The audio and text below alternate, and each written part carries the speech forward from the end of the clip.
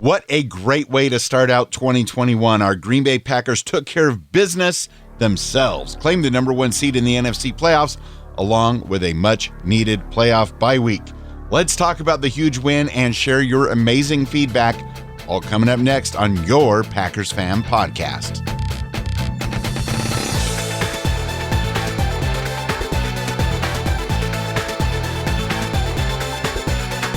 I'm Scott Clark from The Gaming Outsider, and we're so glad you're here on this celebratory episode of the Packers Fan Podcast. And you know what? Winning always feels great, but beating the Bears feels awesome. But doing both of those things to take the number one seed in the NFC feels absolutely incredible. And you know who I'm certain agrees with me? This guy, Wayne Henderson from MediaVoiceovers.com, with you on this 222nd episode of the show. And how epic is it that the Packers are now 6-0 against the Bears in Week 17 matchups against each other? That feels pretty cool. That's another weird stat. Let's admit, but still, all those things happened on that beautiful Sunday afternoon. So, on this divisional playoff preview special episode, we beat the Bears. Like we said, we did it again, and we're going to talk about it. And of course, you wanted to talk about it as well. We're glad to share your feedback on the game as well. But let's kick things off with highlights from our win over the Bears. First off, Aaron Rodgers spreading the ball around with touchdown passes to Robert Tonyan, MVS, and Daphne. I had to do a double take to remember who Daphne was. That's the fun part.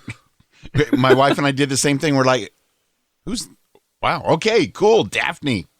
Yeah? Wasn't that his first reception ever as a Packer? Not 100% sure, but it probably was, and it's almost for sure his first touchdown. But either way, it was just fun. Aaron Rodgers can throw it to anybody that's quote-unquote eligible to receive. Absolutely, and we'll take him. And those three all happened in the second quarter, if I'm not mistaken, because we were during the second quarter. I was like, "All right, this is happening." 21 points in the second quarter, and we'll get to some lowlights later on. Okay, if we must. Mm-hmm. I also especially loved the touchdown run by Aaron Jones with something like 4 minutes left in the game. Not only because it was an actual rushing touchdown, but also because it could be considered the dagger in this too close to call game a little earlier in the day. But that touchdown pretty much sealed the deal. Yeah, I think there's something that sealed it a little bit earlier than that, but we'll get to that in just a second. But yeah, I feel like a broken record saying this, but it feels so good knowing that we have a running game. We've been a pass-heavy team for so long and relied so much on that and just threw in some rushes here and there just because we had to throw the defense off a little bit. Like there's a rule. Yeah, it's like you can't just throw passes because they'll read it, and I mean, you can't. But were you as surprised as I was, Scott, to see Aaron Jones playing this week? Because of his ankle, or? I just thought he was still banged up and it was going to be Jamal and A.J. Dillon, but hey, the more the merrier, especially this time of year. Yeah, I wasn't even thinking about it. I just, Jones seems like a competitor and he wasn't going to not play if he had any say in it, so I was happy to see him there for sure. Also, another positive, it's kind of a positive, half negative, but I'm going to count it as a positive. We stopped the Bears' fifth attempt at converting on fourth down. Yes, it took us 5 tries to stop the Bears on fourth down. They actually went for it 5 different times, but it couldn't have come at a better time. I stood up out of my chair and cheered and did a little fist pump when that stop happened because it was very much needed at that point and was a turning point, I think, for the game as well. And what was interesting was the guys calling the game. They want to put the spin on things because they talked about how efficient and amazing the Bears have been doing on fourth downs and making them all. Well, yeah, it wasn't like it was fourth and maybe a yard or 1.3 yards. It was like fourth and 6 inches, fourth and 7 inches. It was like even the Bears can complete those and convert them. So every one was like they brought the chains out. Exactly. They really had to. And so for that reason alone, it was extra surprising that we were able to make that stop because it looked like all they got to do is fall over and boom, first down. Mm-hmm. I did one thing to the Bears' credit, as much as it pains me to say it. I love that they actually did the quarterback sneak. I feel like we never see that play anymore on those fourth and inches or anything. We're all so protective of the quarterback. So kudos on him for being willing to jump the pile and get in there and get it because we just don't see that play anymore ever. You're right. Not as much as we used to. Mm-hmm. Yeah. It was like a regular thing. Even back when I was playing Tecmo Bowl on Super Nintendo back in the day, it was like you just always did it when you had inches to go. Another positive that comes with a little bit of a negative is the fact that Aaron Rodgers, he got hit a few too many times in this game for my liking. But considering we didn't have David Bakhtiari, I thought overall the offensive line held it together pretty darn good and, quote unquote, saved our bacon. Yeah, a lot of people were worried about Bakhtiari's absence, and as much as I would have liked to have him there, I feel like I wasn't nearly as worried as everybody else was. Maybe it was because we're playing the Bears, but he is vital, don't get me wrong, but I wasn't worried about losing the game because of that position. And, we proved it.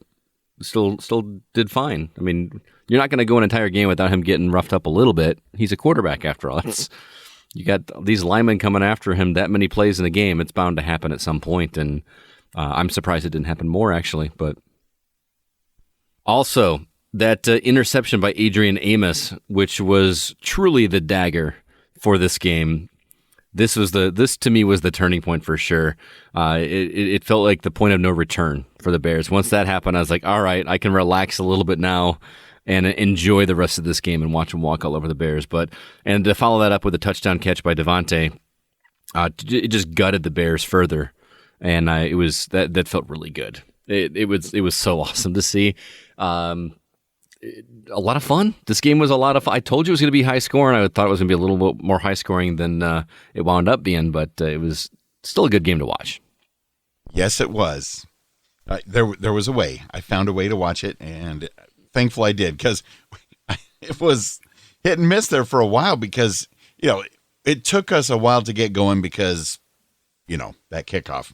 And we do have listener feedback about that a little bit later on. So, on the positives, I know this is going to sound a little bit superficial, but I am glad that this is the last game this season that the Packers have to wear their white away jerseys. I just love the classic dark green home Packers jersey. And since the NFC is considered the home team in the Super Bowl this year, we will get to wear these beautiful jerseys in Tampa Bay if we win just 2 more games, Scott. Oh, fingers crossed. That would be amazing. That would be awesome. We can't go on without talking a few lowlights. Wayne, what do you have on the negative side? I'm going to let you start because you never do. I don't want to start with the negative if I can help it. I know. The horrific fumble on the punt return somewhere near the middle of the game. It was like, oh, no, it gave the Bears life. But thankfully, our defense was able to hold the Bears to a field goal, which was extra good news because of the fact that our defense just barely got off the field after a long drive by the Bears. And then they have to go back out there, but they made the stop. But still, that fumble, that was one of the big nerve-wracking points of the game. It was. I may have jumped up out of my seat at that point and had some colorful metaphors come out of my mouth because I was pretty hot at that point. it was. I think we had some listener feedback about this too, but this is kind of related to it, kind of not. But the opening kickoff, that call where the Bears got to start at the 40-yard line because the receiver whose name is escaping me, stepped out of bounds. I still think that should have been a touchback, or not a touchback, but should have been at the 1-yard line. Oh, absolutely, 100% for sure. And I know that a lot of times you're a little more forgiving of the referees when the call is a little iffy, but that one honestly did not seem iffy at all. Yeah. Well, as soon as he kicked that off and it went so far to the right, I was like, what are you doing, man? Don't kick it out of bounds on the opening kickoff. And it would have, if he had just not touched it, it probably would have gone out of bounds. But he fielded it and went out of bounds with it. The question was whether or not he was out of bounds as he caught it, or if he caught it and then stepped out of bounds. And it seemed like he was in bounds and then stepped out to me, but we'll see from there. Anyway, another negative, that drop by MVS of a possible 53-yard touchdown pass. Granted, he had some pretty major catches earlier in the game, and he's kind of like that receiver that totally redeems himself on occasion, but then he does something like this that just drives me bonkers. I don't know how that pass could have been any more perfect for him. It was super disappointing. Thankfully, it didn't matter, but at the time, it was totally heartbreaking to see a potential score that probably would have been the dagger at that point. Yeah, that very well could have put it away, definitely at that point. And, you take the good with the bad. It's kind of the same as that other interception that we almost had in the end zone that was just dropped. Mm-hmm. It's just one of those things. Because all in all, if those two things could have been catches, MVSs, and that interception, this game would have been an even bigger blowout. So. Yeah, on the flip side of that, though, the Bears did nearly get something like 2 or 3 interceptions, like ones that definitely should have been picked off. We kind of dodged a bullet there. So it could have gone either way. I don't want to play the shoulda, woulda, coulda game too much because, it goes on both sides of the ball for sure. All that matters is that we won, especially since the 49ers didn't come through for us, and neither did the Panthers.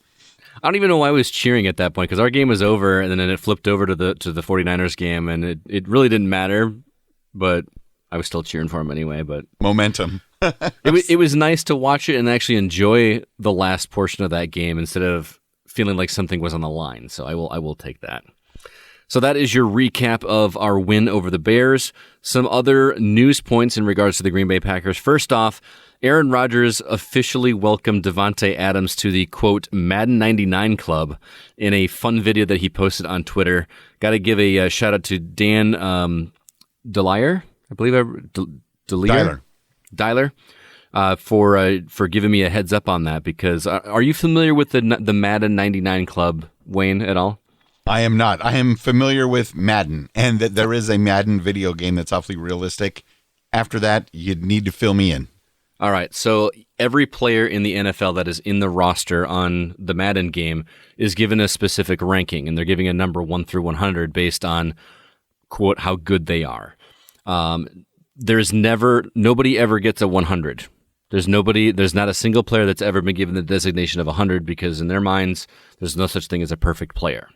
So the highest rank that you can possibly get is level 99. And that's how they're rated in the game. And Davante Adams was one of the few that has been nominated to be a level 99 player in the Madden 21 game. So Rodgers actually is the one that got to break the news to him. He actually did like a Skype call or a Zoom call. And they give you like this big fancy box with Madden 99 on it and your name, and you open it up and there's actually like a really fancy necklace that says it's like gold and diamonds and stuff that are all put in the shape of a 99. And he had hidden it under the desk where he was doing a Zoom call with Davante, and said, "Hey, welcome. I got a present for you. Look under your desk." And he opened it up, and that's how he found out that he was nominated, or he was officially in the Madden 99 Club. I know it sounds like a silly thing, but it's actually a big deal in the video game world and in the NFL world, because if you are the level 99, it's as close to perfect as you can be.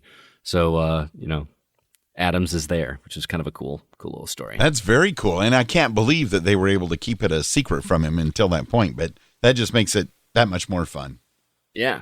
I loved it.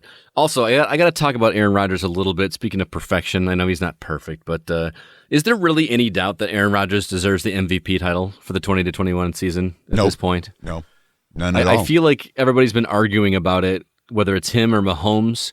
And granted, it feels like the MVP almost always goes to a quarterback, which seems a little weird. But there's just not another. I can't imagine that title will go to anybody else. I don't even know why we're debating it. Even the announcers on TV are like, yeah, he's got this one pretty much locked up. Absolutely. And I know on the surface, it's like there's a lot of deserving positions on the teams. But really, when you think of the most valuable player, for most teams, it's their quarterback. If the Chiefs didn't have Mahomes, they wouldn't be the same. If Aaron Rodgers wasn't there for the Packers, he is the most valuable player on the Packers. And I think seeing what he did this year with all the records being broken, and of course he couldn't have done it without Davante and a lot of other people on the supporting cast. But yeah, Aaron Rodgers, I think, is the MVP. Absolutely. Last piece of Packers news I've got here is that they've introduced a program called Letters to Lambeau, where they're offering fans to write to the players words of encouragement as they head into the divisional playoff game, which is kind of cool. I mean, you can always write letters, but they're actually promoting it and giving a specific place that you can do this. So if you are interested in writing a letter to the Packers or to any of the specific players, you can upload those at a website called, it's like Packers, but it's missing the vowels. So it's pckrs.com/letters, or you can also send them through email to letterstolambeau@packers.com, or you can actually mail them directly to Packers at Letters to Lambeau. The address is P.O. Box 13092, Green Bay, Wisconsin 54307. So, yeah, get those letters out there and give those words of encouragement to the team. And speaking of words of encouragement, we've got some listener feedback, as we do every week. We'd like to remind you that we have a voicemail line. That number is 920-3PACK-GO. Or if you'd like to record it on your phone or on your laptop or do it a little bit fancy with a nice microphone, you can also send those voicemail messages to feedback@PackersFanPodcast.com. Call us as soon as you know which team is coming to Lambeau Field for the divisional round of the playoffs. Make sure you do that no later than Sunday night at midnight. The sooner the better, though. We really do appreciate that because Mr. Wayne has to do all the editing over here, and we want to give him some time to be able to get that out in time. So be sure to do that. Hey guys, this is Hank from TPEnetwork.com calling in to laugh a little bit at the Chicago Bears. They threw caution to the wind. They tried everything they could. They converted a bunch of 3rd and 4th down conversions and still get beat badly.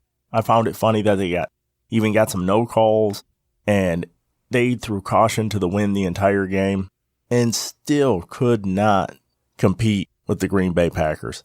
But being the Bears, they're falling backwards into the playoffs because they needed help to get there.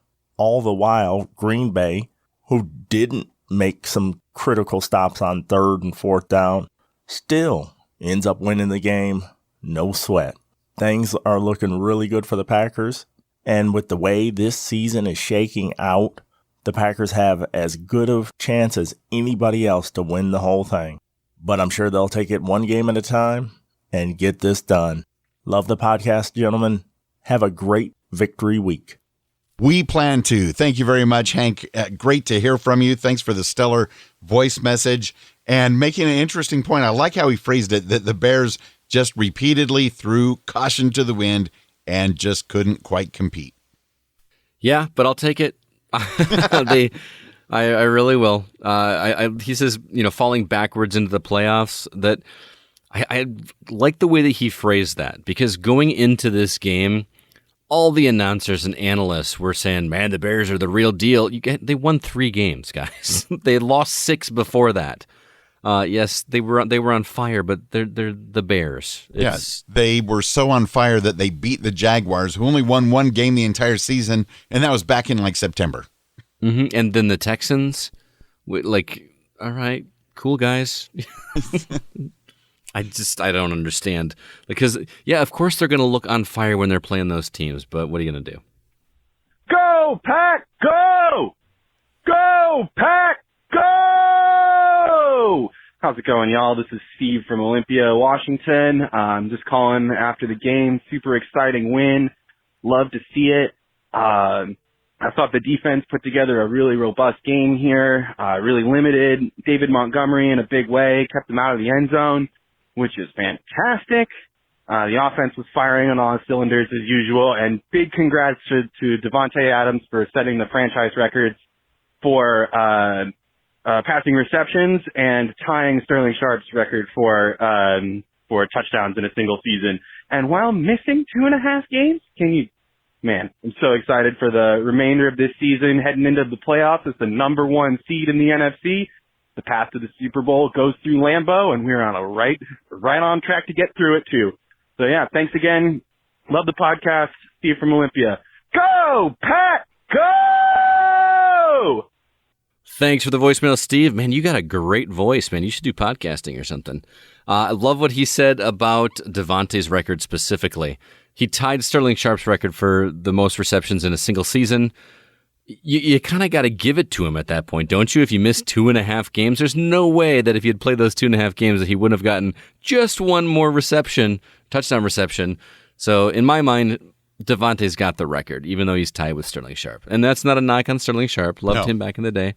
And the defense. I was worried about Montgomery early on in that game, and we contained him much better than I was anticipating. So, yeah, great game and great voicemail, Steve. Go, Pat! Go! Go, Pat! Go! A year, Aaron Rodgers, MVP. I did forget to say last week, RIP Kevin Green. I was a big wrestling fan, especially WCW. I remember when he had the match against the NWO. I know for the younger people they won't know, but big wrestling. I remember Kevin Green. I remember she gave in the fourth quarter.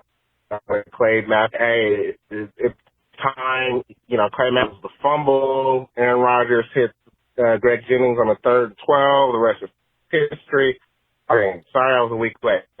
With that said, Aaron Rodgers, what a season. Packers would win.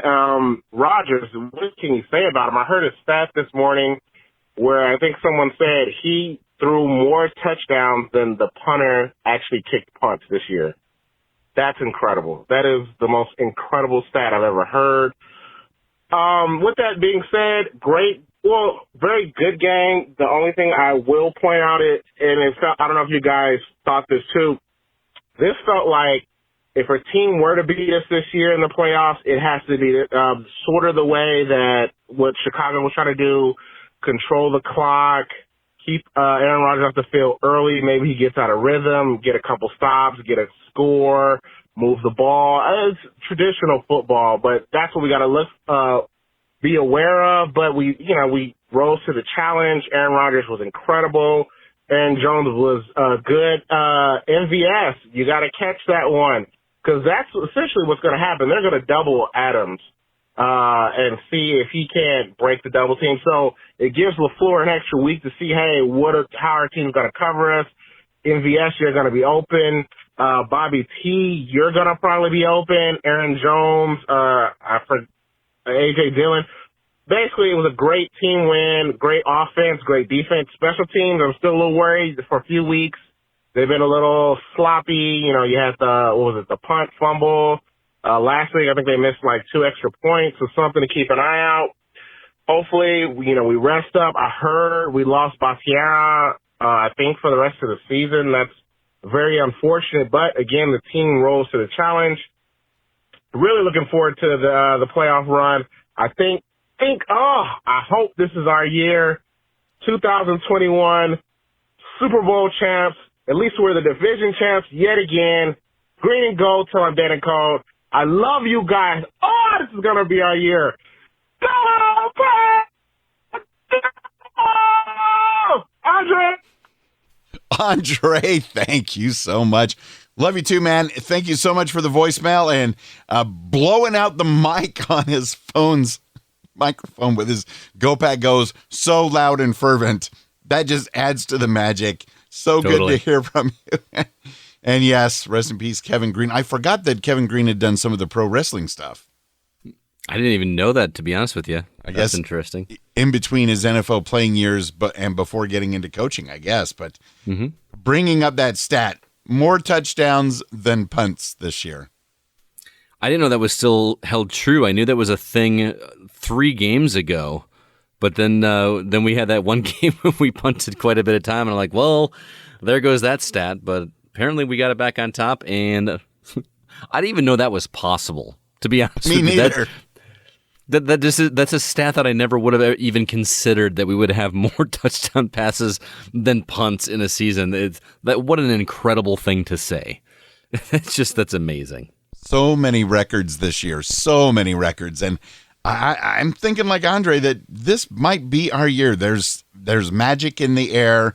It's a great team win, like Andre said, even if the special teams are a little sloppy and giving us a bit of anxiety, right? Could you imagine that we get our offense all lined up, we get our defense all lined up, and then we lose because of special teams would just be, I can't even begin to explain how frustrated I would be if we get upset, because of special teams. I don't even want to think about it. We got to get that tightened up. It's been a bad thing this season for sure. Go, Pack, go! Go, Pack, go! Go, Pack, go! Woo! Way to end the season on a high note, boys. Same record as last year. Hell yeah! We are not done, and we're number 1 seed. And unfortunately, we get to miss a potential game next week, but we get the first draw freaking bye, so that's all that matters. Home field advantage. Wayne, Scott, Pete, Megan, let's go. The tailgate, we'll be there. Amazing. A little slow third quarter. We came back. Devontae TD, that was amazing. And the Josie, everyone, oh my gosh. All right. Hold on. I'm going to give this one to Pete, but also Daphne. Whoever Daphne is, honestly, in that MVS one, is all-around team effort. Leader of the pack, spreading the wealth per usual, and I would be remiss if I didn't share that. this is Megan. This is Pete, by the way, joined by my co-host, Megan. And the smile on Aaron Rodgers' face when he threw that touchdown to Daphne. I still can't decide if it's greater than Megan's or not right now, but that was a solid performance all around. Super stoked about where we're going. Number 1 seed locked up. And how about that turnover train, baby? Adrian Amos. Or Amos, as they say on the broadcast. Incorrect. But Old team. absolutely wonderful. Glad to see the boys rallying. And very, very excited about where we're going, baby. Number 1 seed locked up, 13-3. Matt LaFleur, back-to-back seasons. Hats off to, in my opinion, and many others, I believe, Coach of the Year. And we got the MVP, baby. Let's go! Let's go! Wayne, Scott, Troy, and crew, we love the Packers podcast. This is Pete and Megan, by the way. Woo! We took the party outdoors to celebrate with some victory cigars. Woo! Number 1 seed, baby. Let's freaking go! Home field advantage through the playoffs. Who's trying to meet us there? If we can go, let's all go. Tailgates together. Go, Pack, go! We never doubted, though, honestly. Okay, there were some key highlight moments. There was a Rashawn Gary sack that Steve followed up on. And then there was a Christian Kirksey sack. And then there was a pretty much almost Darnell interception on top of a Darnell Chicago guy. Didn't happen, they still stopped him. And then an Amos stop. Boom. Amos against his old team. I mean, honestly, defensive game, the beginning it was like, where's our defense? David Montgomery, he's running the ball all over us. And it's like, hello, we know their game plan. They don't have a quarterback, unlike us, and we have a quarterback. It's Aaron Rodgers. We pulled it together. Offensively, third quarter slow. We got Devontae. Duh, that's kind of obvious. We got Aaron Jones. We got Jamal Williams. We got MVS. We got Al Lazard. We got Big Dog. We have everyone. Does Aaron really need more weapons? I think not. I think we're a team. Let's go, baby. All roads roll through Lambeau Field. Let's go! I think we lost Megan a little bit there in the higher decibel range, somewhere in the middle of that voicemail. Always great to hear from Megan and Pete. I am 100% down for some tailgate action whenever this madness is over. If you guys can somehow get Wayne out here, we would definitely make that happen. Wayne, you always have a place to crash at my place if you need. If that would save you some coinage to be able to afford a flight. We got room for you. We need to make that happen next season, assuming all this goes away. Yeah, hopefully this pandemic business will at least be much more under control by next season because, the victory cigars, and thank you, by the way, Megan and Pete, for the kind words about the podcast. And Pete is questioning if Aaron Rodgers' smile might, maybe, possibly be greater than Megan's, at least in that game. It's so good. I hope that Megan comes out of her shell sometime. Just a little more energy, Megan. Just let it out. Let it out. Adrian Amos's interception was fantastic, and it was interesting to watch the game. I mean, everybody's a pro out there, but Adrian Amos, I'm so glad that we got him from the Bears. They can have Jimmy Graham. There were times, thank goodness that we've got Big Dog who makes blocks because Jimmy Graham was not doing it. He's never really done it, and we got the better end of the deal. I think Kmet was the biggest powerhouse for them, even more than Montgomery. That tight end, he was all over the place. Like every catch seemed like it was going to him. He was starting to make me a little bit nervous. But Kmet? Yeah, Kmet. I believe he's a tight end, isn't he?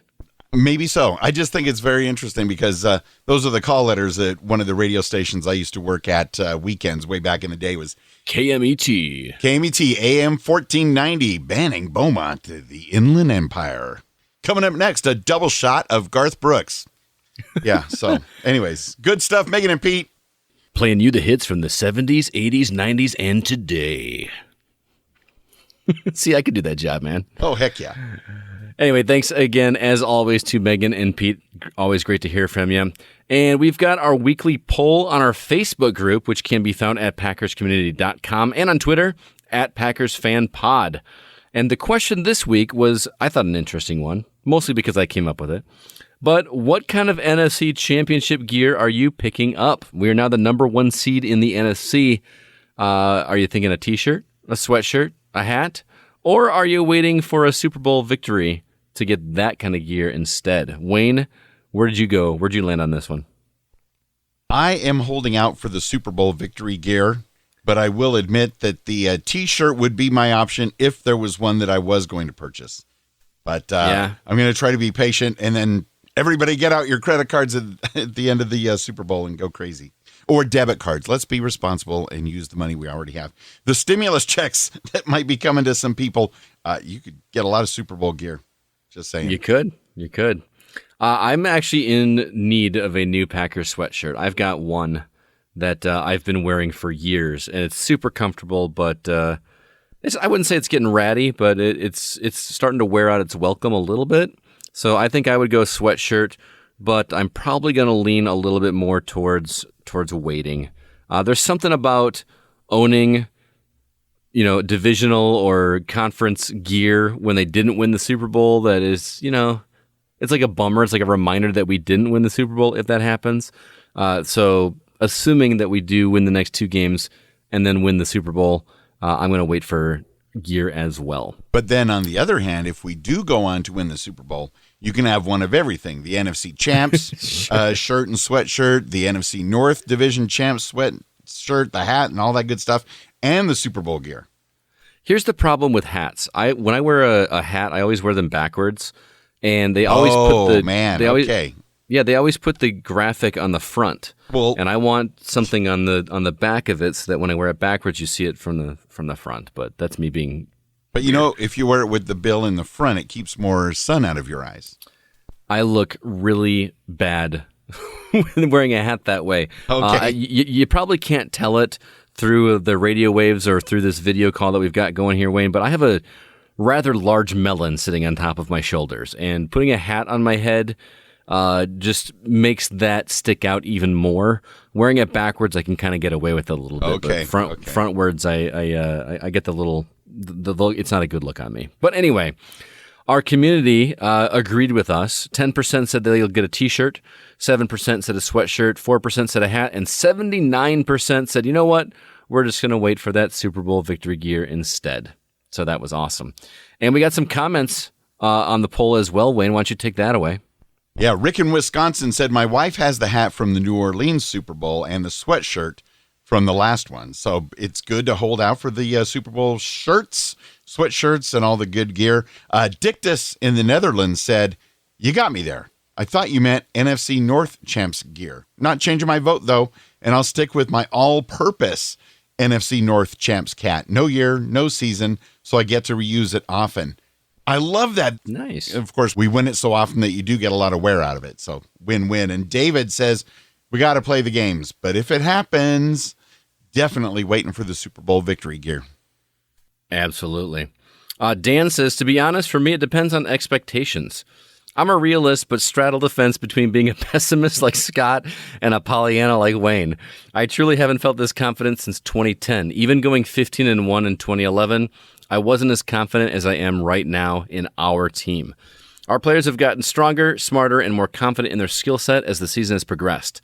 Look at how easy Aaron is playing, how the team is acting as a team and not individuals. Ladies and gentlemen, this is a special season. Look at the teams. Saints, Dome team. Bucks, Southern Florida team. Rams, West Coast California team. Seahawks is the only team used to inclement weather. Definitely not afraid of them this year. They are the only competition in the NFC in my eyes. We'll be in Tampa in a month. Mark my words. That was an awesome email. Thank you so much for that one, Dan. I can't believe I'm labeled as a pessimist. I've never. Just comparatively speaking. Probably comparatively speaking, because you were such an optimist. I feel like I got to rein it in a little bit, and I just come across as a pessimist. Somebody's got to do it, right? Yeah, pretty much. All right, emails. This first email should crack you up a little bit. He says, "Hey, Fred and Fred, go Pack go, go Pack go, go Pack go." That is a reference to us saying the wrong names last week on the podcast. Anyway, the Green Bay Packers have defeated the Chicago Bears and have clinched the number 1 seed. And the Chicago Bears, despite the loss, get that number 7 seed in the NFC thanks to a loss from the Arizona Cardinals. I bet you were celebrating the Packers' comeback victory, but still yet, and I know that I'm going to sound like a Debbie Downer, but I don't think the Packers deserve to get the number 1 seed since they trailed the Bears not once but twice in the game. Didn't like that the Packers won the coin toss since they were the visiting team with calling tails, and they desired on the second half putting the Bears on the field with their own offense first. Oh, this is Stephen Verheeren checking in from Palace Park, Illinois, where the hometown Chicago Bears still, you know. I know. Finally saying who this is, once again doing my inner Megan. Gotta love how Megan started this and made it a thing. Okay, I'm going to wrap it up for now, but I can't wait to hear what you two thought of the game. And like the old saying goes, a win is a win is a win.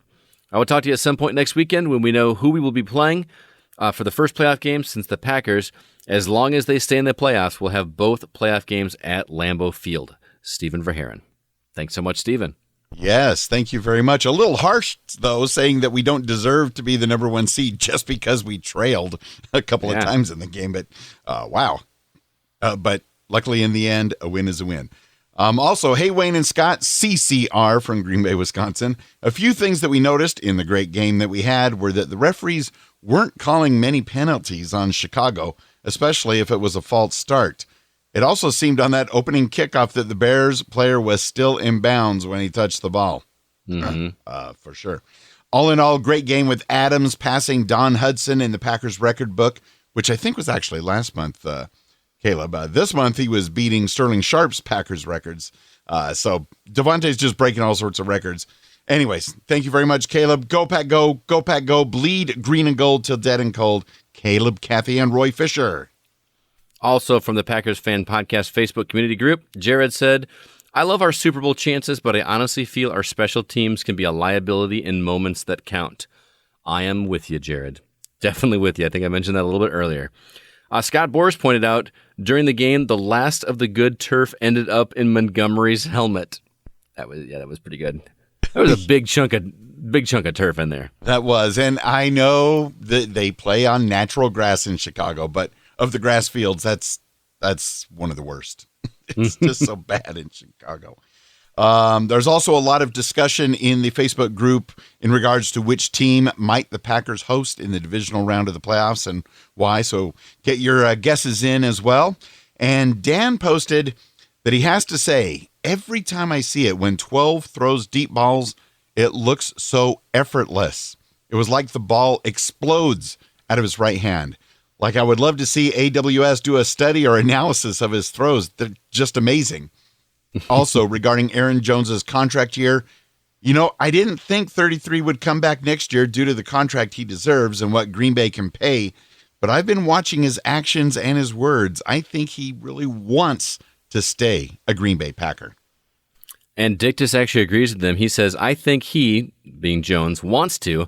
I just think that it's not enough to set up off the cap gap, though, unfortunately." Oh, and also Dan shared, it's so easy to get caught up in the excitement of all this success. We'll be 13-3, 2 seasons in a row. That's not easy. It's not common by a long shot. We've been so lucky and fortunate to have 30 straight years of success. Since 1993, we've only missed the playoffs 7 times. That's 20 years of 27. Take a minute and let that sink in. Then imagine being a Bears fan.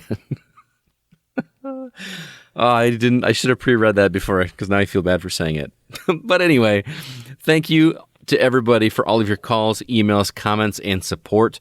If you would like to join the Packers Fan Facebook community and be a part of the conversation, please be sure to head over to packerscommunity.com, especially on game day for our live game discussion thread. That is always a really good time. All right, it is time for our predictions. We don't have a game to predict because we don't know who we're playing yet. However, we do have our prediction from last week. Not that it matters because I've pretty much lost any chance of catching up to Wayne at this point, although I could bring it within one. Technically, I could bring it within one. Maybe I get a double shock in there. I don't know. No, he's shaking his head. No, it's not going to happen. All right. I predicted the Packers were going to win 35-30. Wayne predicted that the Packers would win 31-27. I got the Packers score exactly right, Wayne. Exactly right. Nicely done. Nicely done.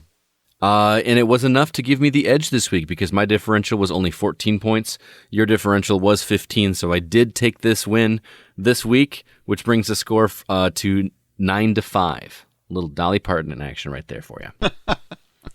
Stay tuned next week for our predictions of the first playoff game for the Packers this season. And I know you want to brush over this, but how about next week we settle the 2020 wager of fun and you bring your vocal cords to the podcast next week.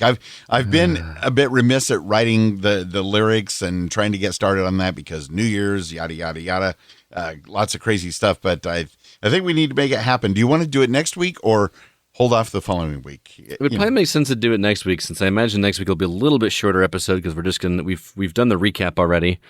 We're gonna need something to fill in the spaces, and we can make everybody's ears bleed by listening to me sing. Okay, so you're ready. I'm ready. I'm thinking to next year already, though, Wayne, because next year I'm going to win this thing, and I'm thinking we should do a hot wing challenge for next year. The loser has to, on a live video that will be recorded for YouTube, eat 6 of like the hottest hot wings they have at Buffalo Wild Wings. Yeah? No? Oh man, we're gonna have to think about this. I would have to make sure I win the guesstimates best because I'm a lightweight when it comes to hot wings. Okay. Well, we'll have to come up with something. I'm already thinking to next year because I got to win one of these times. Oh, absolutely. You gave a valiant effort. I tried. Some other surprise happenings in the NFL. Matt Schaub is retiring. I don't know if you saw that. No, I missed that. He's officially retiring. That's kind of crazy. He did real well over at the Texans. He's been a Falcon for a little while. But yeah, he's officially done. So I just saw that posted today. Also, I wanted to talk a little bit about Alex Smith. Yes, they won last night against the Eagles, but and I'm sure I didn't get a chance to watch the game. I was a little busy last night, but how about that story, man? The dude mangled his leg. Yeah. Had 17 surgeries on his leg because there was all kinds of infections and everything going on. It was over 2 years ago.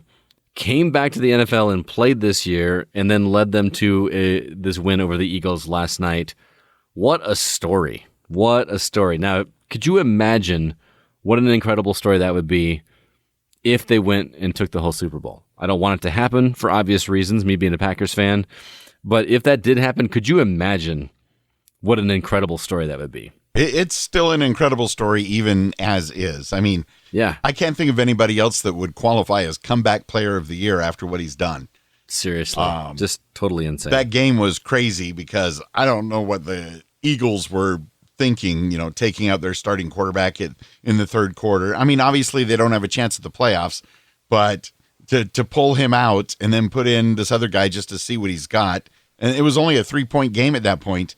And I don't know if you saw some of the comments from the coach of the Giants today. No, I didn't. I saw the coach of the Eagles saying, "Yeah, I did try to win this game," but what did the Giants coach say? The Giants, because they are division rivals, okay? Mm-hmm. And if the Eagles could have won that game, it would have let the Giants be the division winner. Mm-hmm. But the Giants coach came out today and basically said that the Eagles coach in that decision to pull their quarterback and throw in the other guy just to test him out, it's like disrespecting the game. It gave away any chance of winning. Of course, it really affected the Giants, but I think he has a point. The whole thing was just weird and crazy. And next season, look for the Giants to take it out on the Eagles. Because I can imagine. You could hear in his voice. I can't recreate it. You got to find his press conference. It was like, wow, wow, wow. I'm going to have to go listen to that one for sure. Also, the first 18 picks of the next draft are officially set, and the Jaguars won? Do we say they won? I wouldn't say win, but they do get the number one pick, right? Yes, they do. They Unless get the number one pick. Trades come out and things like that, and they trade it away, whatever. I'm pretty sure they're gonna go for a quarterback. You think? Yeah, they want that. They want that pick for sure. And hey, the Cleveland Browns are officially in the playoffs after not being there for 17 years. My hopes of an old school Browns at Packers Super Bowl are still in play. That would be pretty cool. I got a buddy in town that is a massive Browns fan. His basement is decked out in all kinds of Cleveland Browns gear and memorabilia, so it would be fun to watch the Super Bowl with him. Also, the Bills are in the playoffs. This is just a crazy year. These are teams that I would not have expected. I feel like haven't been super relevant in quite a long time. And yeah, the Bills are in the playoffs. Yeah, changing of the guard, and they rolled up 56 points yesterday. Yeah, I saw that score and I did a double take. I was like, that's got to be a typo. Nope, 56 points. They might be the team in the AFC to watch out for if they can keep up this momentum. Mm-hmm. And I'm just wondering at this point, which of next weekend's six, we get 6 wild card games. Which one of those might be upsets? Could the Bears beat the Saints in New Orleans? How about maybe the Rams going up to Seattle, beating the Seahawks? The Seahawks haven't looked all that great. And the Browns at the Steelers, granted this week it's going to be in Pittsburgh, but really the past 6 weeks or so, even when they played Ben Roethlisberger, the Steelers haven't looked all that invincible, even though they started like 11-0. Yeah, it was kind of crazy to see their downfall after the 11th week for sure. But I would say my money would be on the Rams at Seahawks over anybody, if that's even an upset at this point. I mean, I understand that the Seahawks have the advantage in terms of field, but I would easily pick the Rams over the Seahawks. But well, don't forget the Rams. Jared Goff has like a dislocated thumb, and so they're kind of iffy at quarterback at this point. That's true. I could see the Browns doing it, though. That would be pretty cool. I don't see the Bears overtaking the Saints, though. I really don't. But if they do, they could be the Bears would be the team coming to Lambeau Field next week after. That would be interesting. Bears-Packers NFC Championship game? Well, divisional round.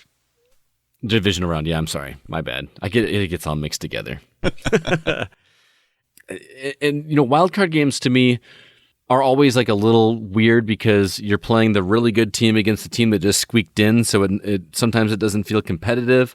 But man, that's the time to be looking for those upsets, and it's a lot of fun to watch. All right, well, if you guys love video games as much as I do, I have another podcast called The Gaming Outsider where we chat about my favorite hobby each week. And this week is an awesome episode. It's our annual Game of the Year episode where the three of us debate which game that released in 2020 wins our universal favorite game of the year. It's a lot of fun. We have a special guest that comes every year to do this episode with us. His name is Grant. He does all the music for our podcast. Grant Henry, he's got a band called Stemage. His website is stemagemusic.com, STEMAGE. He does his own original stuff, and he does metal covers of video game music. I've been a fan of his for about 20 years, and then somehow landed him as a friend, and he's doing the music on my show. Anyway, he comes and does that with us, and we're also going to recap our predictions for the industry that we made last year and make some educated guesses about the possibilities for 2021. It's going to be a lot of fun. Really looking forward to it. Be sure to check it out the same place you listen to this fine podcast, or you can also go to thegamingoutsider.com for all of our content, including written reviews, which we did 126 games that we reviewed this past year. We hit our milestone of 125 by one, which is awesome. That is absolutely fantastic. I did not know there were actually that many games in a year. Oh, there's a lot more than that. See, I'm not in the know. I need to listen to more of The Gaming Outsider. I've heard that you can find it at thegamingoutsider.com. You can. Nice. Well, you heard me talk about the past couple of weeks. We got a one-off Doctor Who brand new episode on New Year's Day, and it was fantastic. One of the best holiday episodes that they've had in many years. It was so good. And I talked about it with Jada on the Don't Blink podcast, which you can find coincidentally enough at don'tblinkpodcast.com, as well as in Apple Podcasts, Google Podcasts, as many places as you can think of. But we had a fun time talking about that episode. It was spectacular. You can probably still find it on demand, for free at the BBC America website if you're here in the States. If you're in England, just BBC without the America, I assume. But yeah, that was a lot of fun. So check that out. That's the one new episode of Doctor Who we're going to get till like October.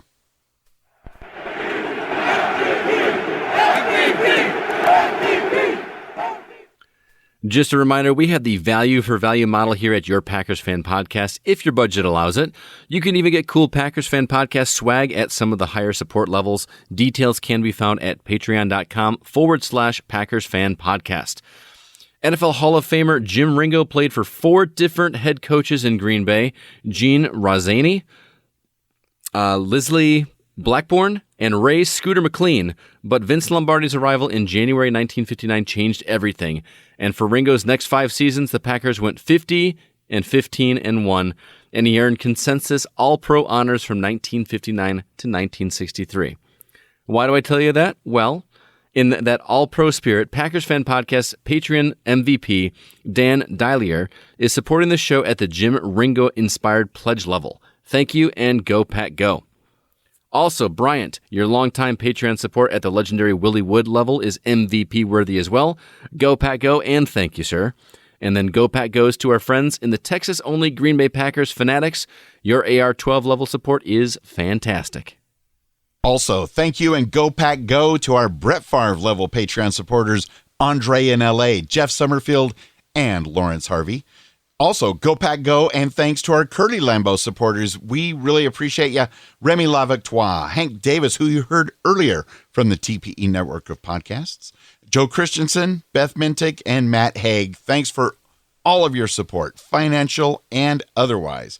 And as a reminder, the Unofficial Packers Fan Podcast is not affiliated with the NFL or the Green Bay Packers.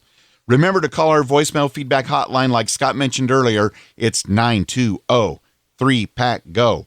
920-3PACK-GO. Call that number as soon as you find out what team is going to be coming to Lambeau Field to play the Packers in the playoffs. Let your voice be heard with your thoughts on the matchup. Again, that's 920-3PACK-GO. Also, please join us on Twitter at PackersFanPod, or you can also get in touch with me directly. My handle is at GoCastScott, and Wayne's is at Wayne Henderson. And now, the Texas-only Green Bay Packers fanatics sending out some Go Pack Goes to ease us and the Packers into the bye week in style. This is Dawn down here in Texas, a.k.a. Granny Cheese. Hi, I'm James. Hi, I'm Kim. Hi, I'm Melissa. Hi, I'm Susan. Hi, I'm Carrie. Hi, I'm Lisa Montgomery, and we want to say, Go Pack Go!